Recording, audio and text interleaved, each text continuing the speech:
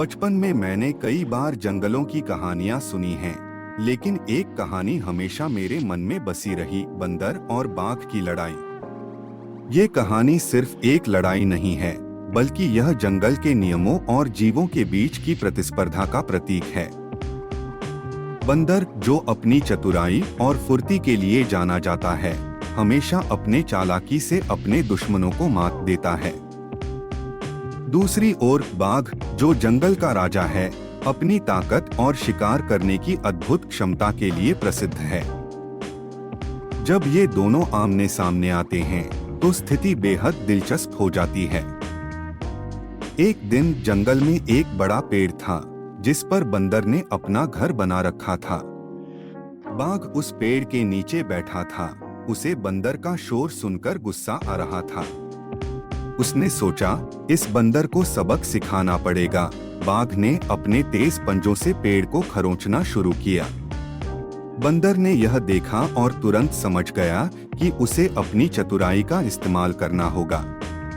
बंदर ने पेड़ की ऊंचाई से बाघ को चिढ़ाना शुरू किया। वह कूदता, झूलता और बाघ के चारों ओर घूमता रहा। बाघ ने कई बार कोशिश की, लेकिन बंदर उसकी पकड़ से बाहर निकल जाता। यह देखकर बाघ और भी गुस्से में आ गया।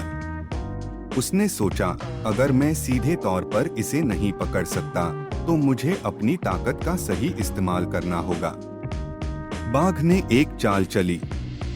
उसने पेड़ के चारों ओर दौड़ना शुरू किया, ताकि बंदर को डराए। लेकिन बंदर ने अपनी बुद्धिमानी से एक और योजना बनाई। उसने बाघ के ध्यान को भटकाने के लिए पेड़ की ऊंचाई से नीचे एक पत्थर गिराया।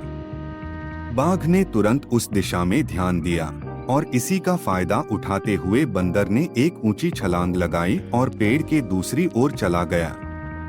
इस लड़ाई ने हमें यह सिखाया कि ताकत हमेशा जीत नहीं सकती। कभी-कभी चतुराई और बुद्धिमानी ही सबसे बड़ी ताकत होती है। बंदर ने अपनी चतुराई से बाघ को मात दी, लेकिन यह भी सच है कि बाघ की ताकत और गरिमा को नजरअंदाज नहीं किया जा सकता। इस कहानी में हमें यह भी समझ में आता है कि जंगल में हर जीव का अपना स्थान और महत्व है।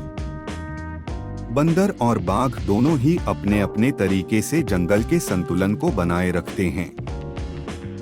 यह लड़ाई सिर्फ एक संघर्ष नहीं, बल्कि एक सीख है कि हमें अपने गुणों का सही इस्तेमाल करना चाहिए और कभी भी अपने दुश्मन को कम नहीं आंकना चाहिए। इसलिए जब भी आप किसी चुनौती का सामना करें, याद रखें कि कभी-कभी चतुराई ही सबसे बड़ा हथियार होती है।